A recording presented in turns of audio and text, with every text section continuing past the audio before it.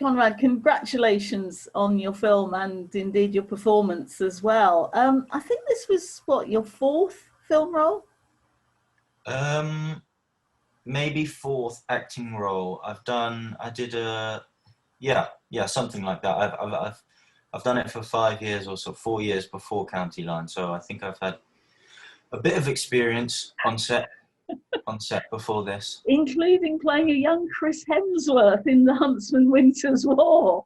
Yeah, That must have been quite an experience. I mean, that's really quite Hollywood compared to doing County Lines. very, very, and that was almost after a few months of coming into the industry. So it was quite, so to say, they kind of threw me in the deep end with these Yeah, huge ever so sets and slightly. costumes and yeah. But that must have been a great experience. You obviously enjoyed it. Yeah, it was wonderful. It was amazing.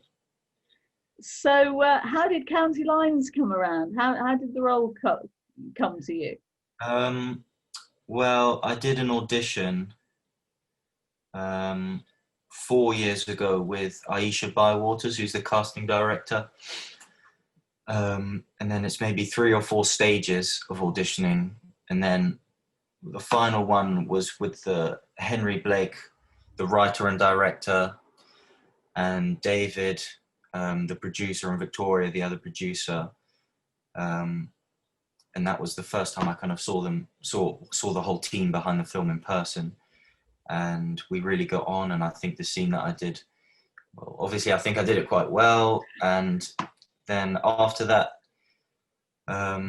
Henry and I had long conversations, just working through the script, working through the character.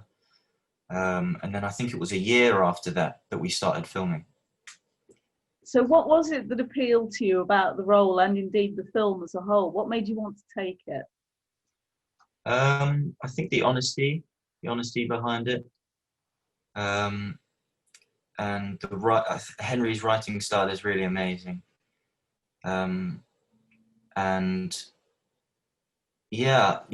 just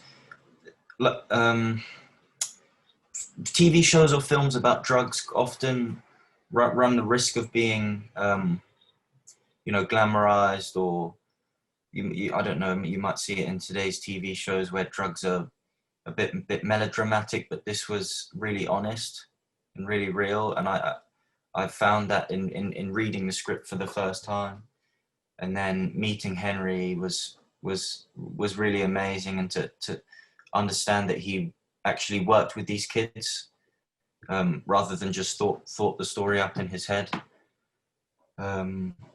Yeah. So, what were the challenges that went with the role for you as an actor? Because I mean, there are times when you don't actually speak for an awful long time. I mean, particularly that opening sequence where Mhm. you don't say a word. It's just the camera on your face. Yeah, there were a lot of both emotionally and physically um, difficult things about the film, and bits of my emotions that I'd never really explored before, at least on camera. Um, and yeah, some really tough scenes to shoot. But I think having that team there, and we were so tightly knit, even after a week or so of filming, I think that was really important to have that. And I don't think I would have felt as comfortable as I did, or emotionally supported as I did, if it wasn't for that team there. And I think they were integral to the making of this film. So you mentioned earlier about the discussions that you had with Henry. I wondered what sort of research he did for the part and whether he sort of helped and guided you with that. Yeah, definitely. So he worked as a counsellor for 10 years or so before making this film, and he had so many different anecdotes and stories and personal experiences that he brought to the table and told to me rather, to help build up the realness of this character. And then yeah. Did you actually get to meet any young people who'd been involved in a similar situation? I didn't know. Would you like to? I think it might run the risk of then me trying to imitate them, or trying to then become them. And I think just having Henry there to draw out the base emotions of what he wants the character to be, rather than for me to meet someone and then base my performance off them. If you know what I mean. Yeah, no, I can see that. And Tyler, your character, is only supposed to be 14. Now you're a little bit older than that, not a huge amount, but actually, when you're that sort of age, just a few years can make a huge difference in terms of sort of maturity, if you like.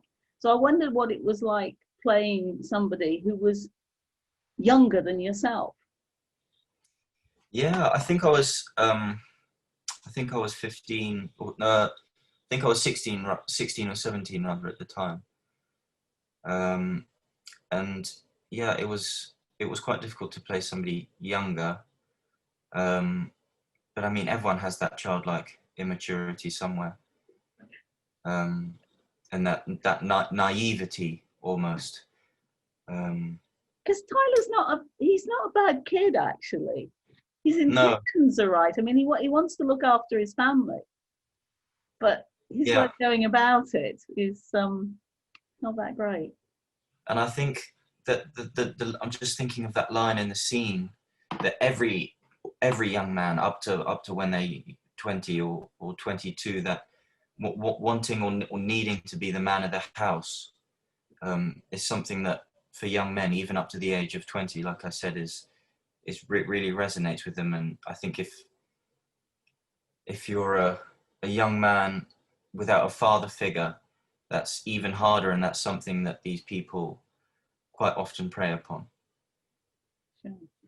One thing we learn about Tyler sort of fairly early on is that he loves football, and he has to choose between playing and earning money. Are you into football yourself? Given that you're in Northwest London, I guess you need to be careful what you say. Yeah, I do like football, and I used to play in the football pitch that we filmed in. Actually, oh really? It's in Market Road, and I used to play there with school. So it was quite nice to go back there. But yeah, I love football, and my football team is Everton. Oh, that's a surprise. So no Northwest London links. So North London derbies don't matter to you in the slightest. Well, if I had to pick a team, it would be Arsenal, because I was born in Canonbury, Highbury. Okay. So not too far from the Emirates. So what have you been doing with yourself during lockdown number 2? Lockdown number 2, I've just been filming. I've been on set. Thankfully, the government have decided that film productions are of quite great importance, and have decided not to shut them down. And I'm filming a show called Baptiste, which is a detective drama. I don't know if it's like a spin-off from The Missing. All right. Yes. Okay. Yeah. And I think it's now the 4th or 5th week of that, so I haven't really noticed the lockdown come into effect, if I'm honest. It must be quite different filming at the moment, though, with all the various sort of precautions. What's it been like? Yeah, it's strange. I mean, like I said, I've been there 5 weeks, and I don't know what anyone looks like, because they're all wearing masks. They have masks, and it's the whole time. It really is the whole time. And the only people who get to take them off is actors when they say action. So it is quite strange, and it depersonalizes the whole experience. And I think I'm not sure that County Lines would have been the same film if everyone had been wearing masks. How do you think it would have been different then? Just the personal connections that I make, in particular with the people that I spend so much time with, like the hair and makeup department. if they had been wearing masks, then I wouldn't have. I don't know. It just like it just depersonalizes the whole experience. I guess when you're in a sort of small production like that, small number of people, it becomes sort of quite tight and you get quite close. Definitely. So masks would have got in the way of that, wouldn't it? Yeah. Yeah. Thank goodness that you didn't have to wear a mask, because it's a terrific film. I've got to be honest, I've seen it twice. Really? Yes. Yes.